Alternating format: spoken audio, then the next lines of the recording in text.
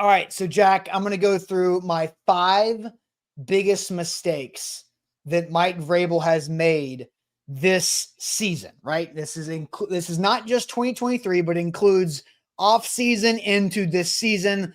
The 5 biggest mistakes, and we start with drum roll number 5.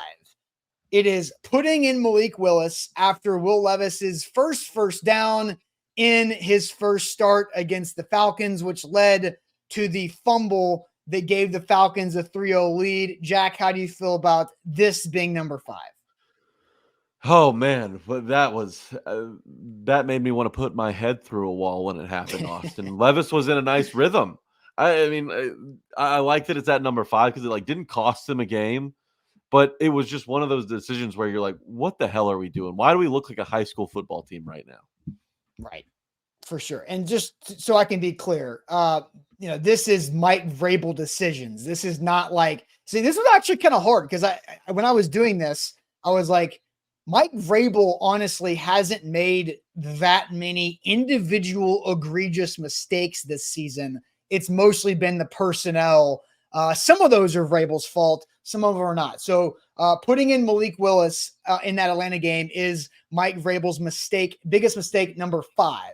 Number 4, not firing Craig Aukerman as special teams coordinator after the London punt return debacle. So, Jack, I've been very vocal about this.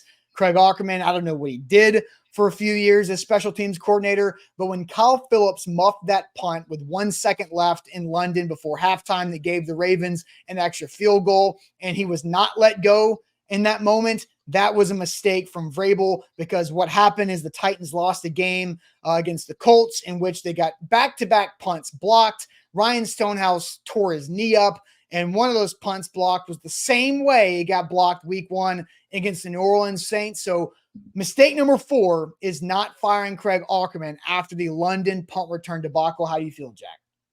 I mean, Aukerman was stealing money from the Titans over the last 3 years. There's been no positives coming out of special teams outside of finding Nick Folk and Randy Bullock making 80% of his field goals, which is just average. But we as Titans fans think that that's elite. So yeah, Craig Aukerman, one of the biggest villains of the Titans 2023 season, without a doubt, for what happened to Ryan Stonehouse. That all falls on Aukerman, in my opinion. All right. Mistake number 4 was Aukerman not getting let go after Kyle Phillips. We'd still have Ryan Stonehouse kicking punts if that would be the case. And maybe the Titans are still alive because if they win that Colts game, who knows how that season would continue to play out.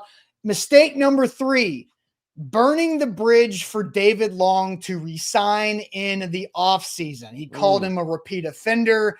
David Long said he wanted to be back. David Long signs a very team-friendly deal, similar money to Azeez Al-Shire in Miami, and has had a hell of a year for the Miami Dolphins. And Mike Vrabel burned the bridge for David Long to return. I don't think Azeez was a mistake, but I think an Azeez, David Long inside linebacker tandem would be pretty good for this Titans defense. Do you remember how shocked all of us were when we saw that David Long Jr. signed a 2-year deal for $11 million? That is, you find that money under your couch if you're an NFL football team. 2 years for $11 million is chump change. And now he leads Miami in tackles. He's been very key in what is starting to look like one of the better defenses in the NFL. Yeah, so instead of having Azeez and Long there, it was Jack Gibbons a lot of time, and then Monty Rice gone. Look, there's been mistakes, right? I don't think Tier Tart situation was a Mike Vrabel problem. I think it's a Tier Tart problem. I also think it's a Monty Rice problem, not a Mike Vrabel problem with that. So mistake number. Go ahead. I was gonna say I like Jack Gibbons, but he's no difference maker. David Long Jr. was a difference maker ever since he broke onto the scene in that playoff game against Baltimore. That's right. So, Jack, mistake number 3, burning the bridge for David Long to return. Mistake number 2, and I really had to think, is this number 1 or is this number 2? But ruining Santa Claus during a live press conference is so bad, we have to play it. Mike, there's been a lot of, stuff on social media, reports from outside that say, talk about your relationship with Rand, your perceived unhappiness or whatever here. Do you have to address those types of things with the players? Because most players are on social media and whatnot today. Yeah, no, I don't. I don't, because, again, if we believed everything that was on social media, it'd be Santa Claus and the Easter Bunny, and there's no tooth fairy and all that. So, That's not good, Jack, because a lot of places school is not back in session yet after the holidays. And Mike Vrabel could have just ruined some young Titans fans' hopes and childhood innocence by saying, look, there's no Santa Claus. But on top of that, the Easter Bunny in April, not real. Whenever you start losing your teeth, Tooth Fairy's not doing it. Hey, I mean, it's a pretty egregious error there from Mike Vrabel. That's the number 2 mistake. What do you think? Parents around Tennessee are going to have to get their kids off their iPads for Mike Vrabel press conferences now. It needs to come with a warning. Like 13 plus can only watch Mike Vrabel's press conferences. Something needs to be done. This was an egregious error from Mike Vrabel.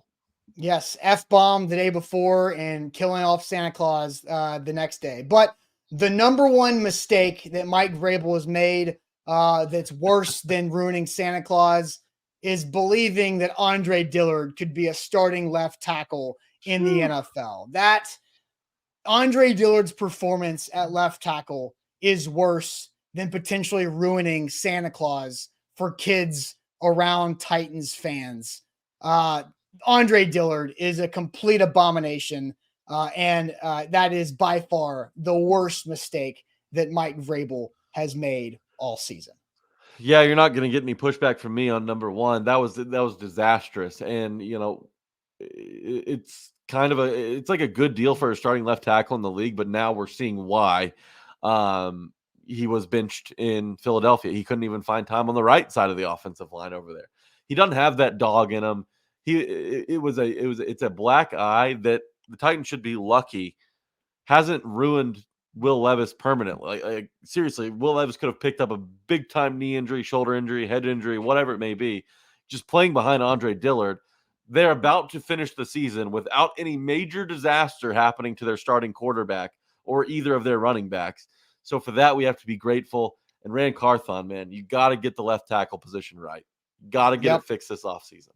And to clear things up, the reports and the discussion around Andre Dillard was Mike Vrabel was the one who believed that Andre Dillard was worth the contract in free agency, not a Rand Carthon guy, where Aziz, Brunskill, those 49ers connections guys, maybe even Arden Key, felt like more of a Rand Carthon ad.